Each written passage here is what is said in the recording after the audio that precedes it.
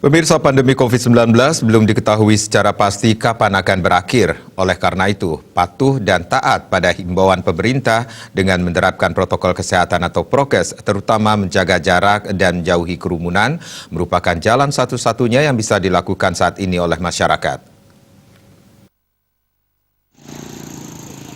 Dekan Fakultas Kedokteran dan Ilmu Kesehatan Universitas Warmadewa, I Gusti Ngurah Anoh Murdana menyampaikan, hanya dengan menaati prokes 3M, yaitu memakai masker, mencuci tangan dengan sabun dan menjaga jarak, serta menjauhi kerumunan, penyebaran COVID-19 bisa ditekan. Pihaknya yakin bila semua lapisan masyarakat taat protokol kesehatan dengan tetap memakai masker, mencuci tangan sesering mungkin dengan sabun dan menjaga jarak, serta menghindari kerumunan, maka pandemi COVID-19 ini segera akan berakhir. Murdana mengatakan dampak pandemi COVID-19 begitu luar biasa, tidak hanya dari segi kesehatan dan ekonomi, namun dampak lainnya juga ditimbulkan seperti sektor pariwisata, pendidikan, dan sosial. Sinergi semua kalangan sangat diperlukan untuk bersama-sama memerangi penyebaran COVID-19. Taat prokes jalan satu-satunya untuk memutus penyebaran COVID-19. Winata Bali Pos melapor.